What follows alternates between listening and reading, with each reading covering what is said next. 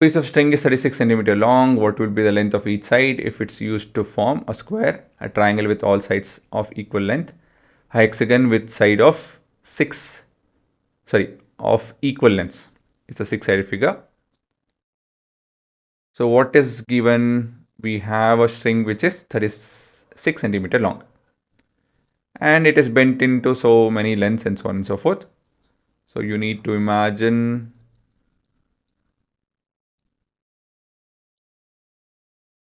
that we have a 36 centimeter long, what is this? String.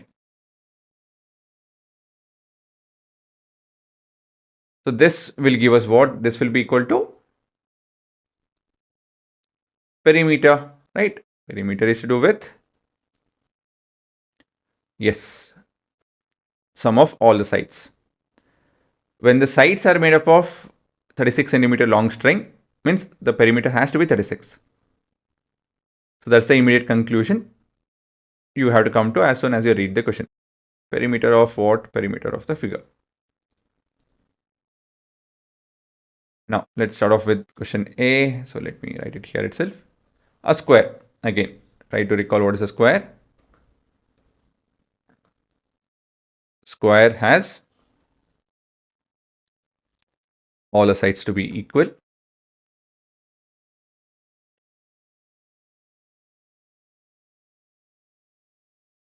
Right, and the angles are 90 degree. So one of the sides, I'll write it as side. So we have perimeter of square is equal to 4 times of side, length of a side basically. Now perimeter we already know. What is the perimeter? Substituting the values. Perimeter has to be 36 over here. There's no other option. 4 times the side. We know that 36 can be written as 4 times of 9. Right? Therefore, so this is therefore, side length has to be equal to, there's no other option other than 9 centimeter. Okay. So that's how you figure out systematically. Let's figure out B, triangle with all sides of equal length. So let's draw a triangle. What is triangle? Tri means 3. So this is a 3-sided figure like this, made up of 3 straight lines. So all the sides are equal. Let's indicate that. And I'll call this as again side.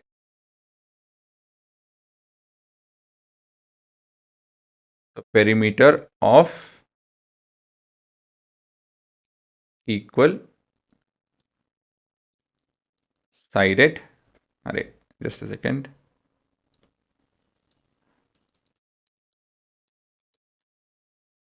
Triangle will be equal to side plus side plus side.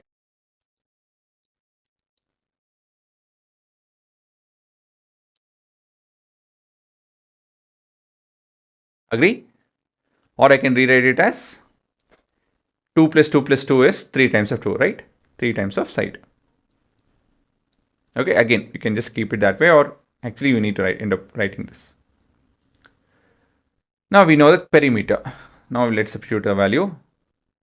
Substitute the value.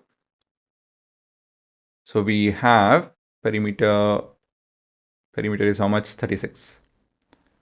36 is equal to 3 times the side. But we know that 36 can be written as 3 into, think about it, correct, 12. Because 36 is this value, therefore this would be what?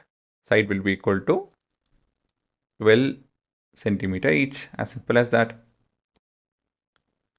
Again, all I'm doing is a very systematic way of going about thinking about the situation. And finally, hexagon, wherein we have 6-sided closed figure with sides of equal length. So similar to how we had 2 and 3, now we have a six-sided figure. So last case.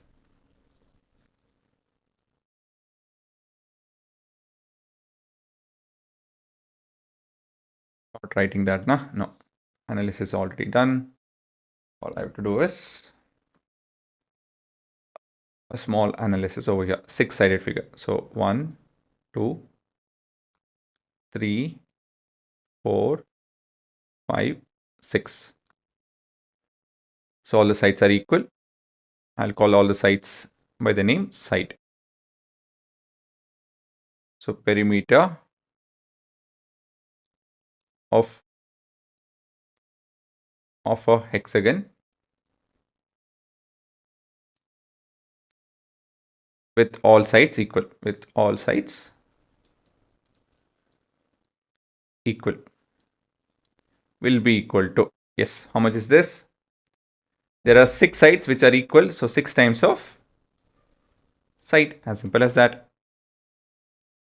So perimeter of a hexagon is 36, right? Let's substitute the value. Substitute the value.